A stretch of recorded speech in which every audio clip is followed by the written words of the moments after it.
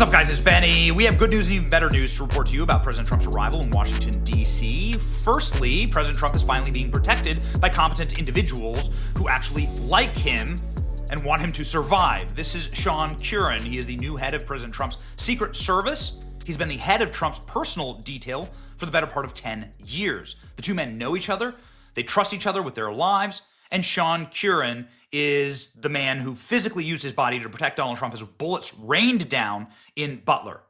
This man is going to do the job and do it well. Now, the threat assessment for President Trump is in the extreme. You just have to understand the landscape here. There were forces that wanted Donald Trump to be assassinated in 2024 via judicial means, political means, impeachment means, or physical assassination. They didn't want Trump to survive, much less get inaugurated with full MAGA control of government and the popular vote, winning all 7 swing states, and as a unifying, dominant force in American politics. This is a nightmare scenario for some very, very evil people. And so you just have to assume that the threat level against President Trump, who you can see here is arriving peacefully in Washington, D.C. last night. Epic lighting here for Barron. Yes, the return of the king. Melania looking great. Ladies and gentlemen, it's this video of President Trump's departure from West Palm Beach that had a lot of people speculating about what these threats may be. You'll notice something. These are the vehicles that are carrying the principals here. That these vehicles have funny little nodules on the very top of them. And this sort of undergirds a commentary that's been made by Dan Bongino and other security experts about the potential threat against President Trump. Now, I've never seen President Trump drive in vehicles that look like this. These vehicles are normal in a motorcade, but I've never seen the Trumps actually using them. We checked a lot of files and a lot of footage. These little knobs on the top of the cars here are radar jammers. These are very sophisticated vehicles that are there to detect potential drone attacks, missile attacks. It's a very, very scary environment because we have no idea who's come across our southern border and what they've brought with them.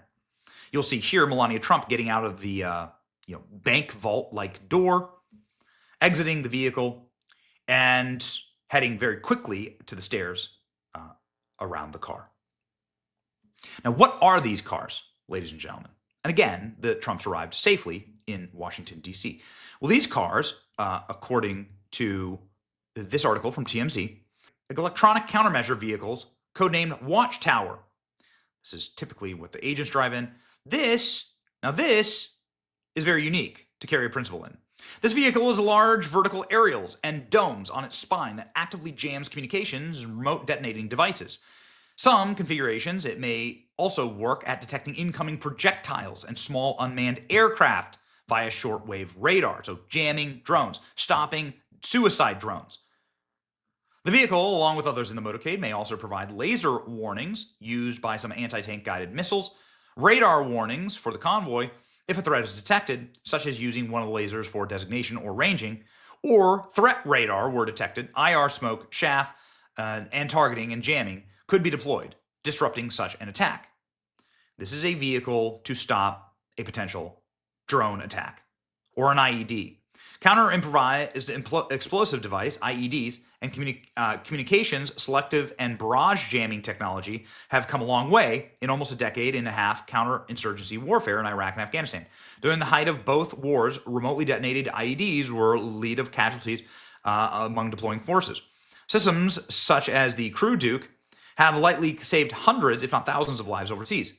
Even more advanced technology deployed across Afghanistan and Iraq in MRAPs during the later half of the decade. So they're saying that this is effectively a signal jamming vehicle. And this is what the Trumps were driving in. So that's what this very specific look. And this is not something that you would typically see the president and his detail driving in. This is not typically where the principal would be carried. I mean, I'm just showing you that left-wingers had no problem gathering in Washington, D.C., ladies and gentlemen. It seems to be that it's President Trump's gatherings that are getting extreme security precautions. The Secret Service has, of course, moved everything indoors, including the parade, And President Trump will not be outdoors given this threat environment. A friend tells me, says Gordon Chang, that just before it was announced that Trump's inauguration would move indoors, flat-bottomed helicopters were making low-level passes over Washington, D.C. Were they sniffing for something? Well, yes, actually, they were. They were sniffing for radiological activity, as was detailed here in CBS News. CBS News did a ride-along in one of these helicopters sniffing for a dirty bomb potential nuclear radiation spikes. These are very, very sophisticated helicopters. Only a few of them exist on Earth, and they can, of course, detect whether there is some type of radiological event. So this is happening. According to Susan Crabtree, who's one of the best Secret Service reporters out there, she has a long summary here talking to various Secret Service agents. You can see here them sort of taking away now all of the rafters and everything for an outdoor event. Effectively, the Secret Service agents says that nobody will be allowed in open spaces on the mall next to the Capitol. Numerous people standing guard. Everyone inside the Capitol, except for members of Congress, Supreme Court justices, will be screened through magnometers.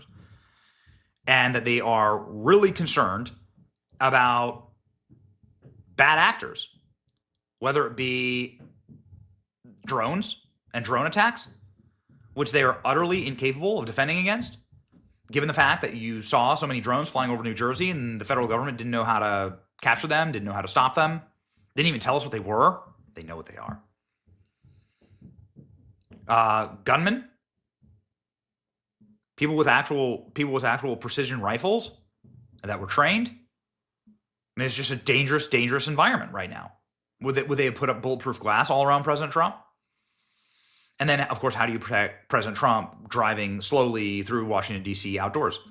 The more I think about this, as disappointing as it is for millions of Americans who are either watching or who traveled to Washington, D.C. to see it in real time, we must get President Trump sworn in. And what you're seeing here is obviously the indications that the threat levels are in the extreme, probably even far beyond what you or I could possibly conceive of. Yesterday, President Trump's second inauguration was moved indoors at the Capitol Rotunda. The inauguration parade was canceled. Today, in POTUS's Motorcade en route to Air Force One, POTUS and his family used drone jammers on many of the cars. The swearing in at the Capitol may now be moved to the White House. This is what a lot of people are rumoring. There's a huge security issue going on here, and it has nothing to do with the weather. That's exactly right. We want President Trump to be safe. President Trump canceled earlier in the month a trip to Bedminster in New Jersey, to his home in New Jersey, because there were so many drones flying over Bedminster. Why were they choosing New Jersey? President Trump spends half the year in New Jersey. The threat on Trump's life must be tremendous that the president-elect uses Air Force One before the inauguration. Picture below are anti-drone jammers atop vehicles. This is not about the weather. Trump used military plane today related to security enhancements requested by the campaign. The plane would not be officially called Air Force One until his swearing-in ceremony, but he used an Air Force One plane. That being said, I'm not here to be a doomer. I'm not here to try and scare anyone. We are simply here. We pray for President Trump and we want him to be safe. President Trump's cabinet gathering in Washington, D.C., looking absolutely stunning.